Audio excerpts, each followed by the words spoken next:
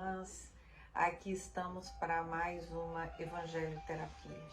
Temos tido a oportunidade de nos encontrarmos a cada domingo e nesses encontros fazemos uma leitura de um pequeno trecho do Evangelho, seguida uma reflexão, e essa reflexão sempre buscando conexão com a nossa vida, com o nosso dia a dia, com a nossa rotina. E muitas vezes associamos também os ensinamentos do nosso mestre com aquilo que vivemos. Por exemplo, hoje no nosso calendário é celebrado o Domingo de Páscoa. E muitas vezes as pessoas perguntam, mas e vocês que são espiritistas, não celebram a Páscoa? Não, não celebramos a Páscoa, mas não nos furtamos a lembrar que a Páscoa cristã se origina da Páscoa judaica.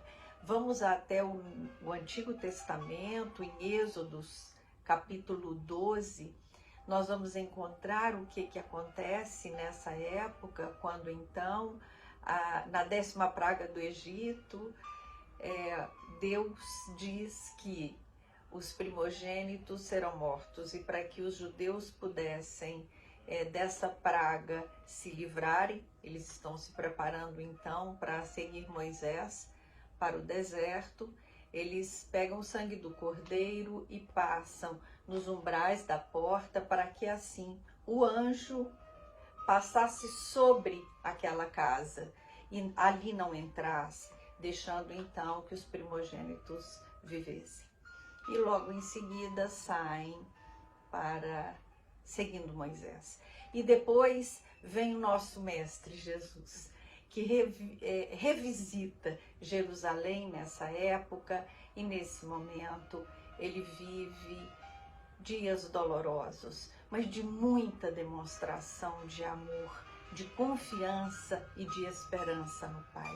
Então nós, nesse dia, rememoramos sim todo o amor que ele nos devota, toda a dedicação desse irmão maior, desse irmão querido, que se propôs a nos ensinar qual é o caminho mais seguro, qual é o caminho mais curto ou mais leve para chegarmos até o Pai. É o caminho do amor, e ele não só falou, ele ensinou.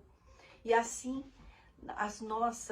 na nossa cultura vemos muitas observações e celebrações, e não há aqui nenhuma crítica, apenas o esclarecimento de que nós, espiritistas, desejamos, não negamos os fatos históricos, mas queremos todos os dias celebrar esse nascimento da esperança em mim. Queremos todos os dias rememorar os ensinamentos do nosso Mestre Jesus. Queremos todos os dias agradecer a esse Pai que é só amor e só bondade, que nos oportunizou estarmos aqui encarnados nesse momento planetário. Então celebremos, sim, vamos nos unir aos nossos familiares, mas que não seja só em um domingo por ano, mas que em todos os momentos que sejam possíveis, mesmo que não sejam domingos, mas em todos os dias, que possamos nos unir aos nossos familiares e celebrar a vida e fazermos gestos de amor, de confraternização, de entendimento, de preocupação, de carinho, de atenção.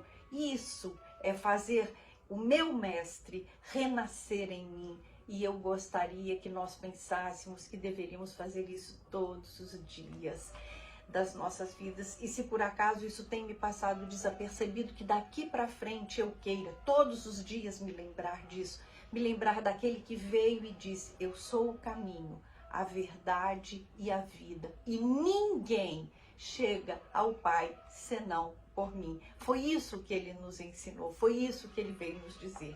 Então que todos os dias nos sirvam como oportunidade para vivenciarmos e celebrarmos a vida em abundância, como ele nos disse. E aí, abrir o nosso Evangelho, que é a nossa bússola, né? É o nosso guia, é a ele que recorremos sempre, quando alegres, quando tristes, para celebrar, para pedir, para refletir, para entender. No capítulo 7, que tem por título Bem-aventurados os pobres de espírito. E o item que vamos ler tem por subtítulo Mistérios Ocultos aos Sábios e aos Prudentes. E temos aqui uma citação de Mateus 11:25, que diz assim: Disse então Jesus estas palavras: Graças te rendo, meu Pai, Senhor do céu e da terra, por haveres ocultado estas coisas aos sábios e aos prudentes e por as teres revelado aos simples e aos pequenos. E aí Kardec comenta: pode parecer singular que Jesus renda graças a Deus por haver revelado estas coisas aos simples e aos pequenos, que são os pobres de espírito, e por as ter ocultado aos sábios e aos prudentes, mais aptos na aparência a compreendê-las. É que se deve entender pelos primeiros, ou seja, os simples, os pequenos, os humildes, aqueles que se humilham diante de Deus e não se consideram superiores a todo o mundo.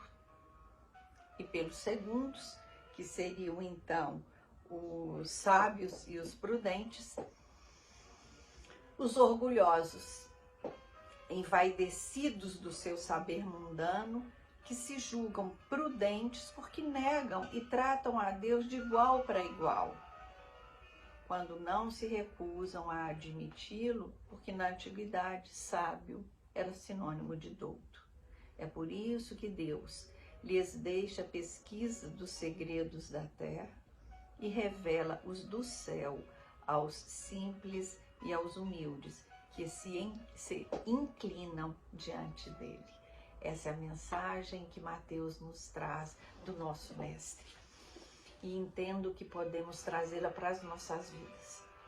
Podemos pensar juntos, quantas vezes em situações de conflito, seja profissional, seja particular, seja familiar, enfim, nos sentimos com o poder, porque temos a decisão, porque temos o saber, temos a competência técnica, e quantas vezes isso nos faz esquecer que, apesar de termos tudo isso, acima de nós tem um Pai que é amor e bondade, e a Ele cabe todas as decisões. Então, eu preciso sim fazer o meu melhor. A ideia de que se Deus quiser vai dar certo, ela procede, desde que eu tenha feito todo o possível e da melhor maneira. Eu não sei se vocês me permitem essa reflexão, mas eu vou fazê-la. Quantas vezes nós não nos esmeramos por realizar uma tarefa, seja porque a deixamos para o final, porque não buscamos os recursos que poderiam nos auxiliar para que ela pudesse ser realizada, fomos negligentes, fomos pouco cuidadosos, e aí depois, quando eu vejo que a coisa não vai dar certo, eu digo assim, mas se Deus quiser, vai ser como deveria ser. Sim, será como deveria ser, desde que eu tenha feito o meu melhor. Então é esse o convite do Cristo, né? Eu preciso ser humilde para reconhecer que eu preciso me esforçar e fazer tudo o que me for possível. E depois que eu fizer tudo o que me for possível, da melhor maneira, aí sim. Aí eu digo, agora é com você, Pai querido. Agora é com o Senhor, Pai querido. Agora é com você, meu Pai amado. Agora que eu fiz o meu melhor, eu não tenho a menor dúvida o quanto eu tenho me esforçado, o quanto eu estou buscando fazer o meu melhor. Eu não estou atrás dos culpados pelos meus fracassos. Eu não estou atrás daqueles que de alguma forma não me auxiliaram, mas eu quero buscar em mim força e coragem para fazer o meu melhor. E desta forma, com a certeza e a consciência que eu fiz o meu melhor, aí sim eu vou dizer, se Deus quiser, tudo será como Ele, que é Pai de amor e bondade infinitos, determinar que seja. Mas se eu não fizer a minha parte, se eu não tiver humildade em reconhecer que o fato de eu fazer o meu melhor não significa êxito.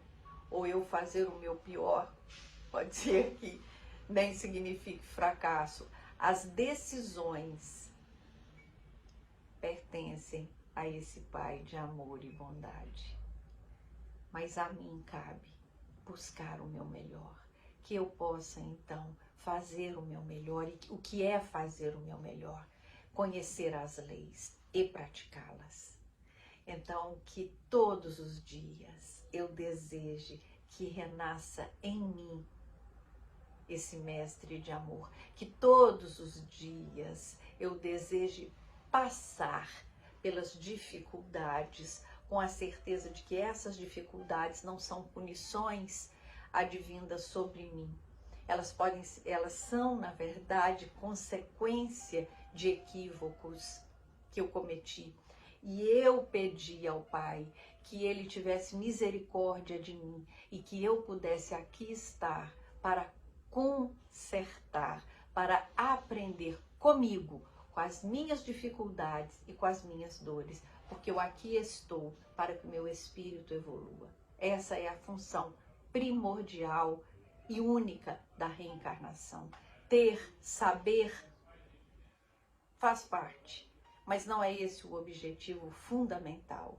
Nós estamos aqui para que os nossos espíritos evoluam. Então aproveitemos esse momento e desejemos que todos os dias esse Cristo, esse Jesus querido renasça em mim. E Ele renasce em mim quando eu me encorajo, quando eu não temo a dificuldade, quando eu não temo a doença, a morte, a desesperança, mas pelo contrário, eu encare os momentos difíceis com a coragem e a esperança de que assim eu aprendo uma lição que o meu espírito necessita. E que esse Cristo de amor permaneça em nós. Que tenhamos todos nós um domingo de muita paz. Graças a Deus.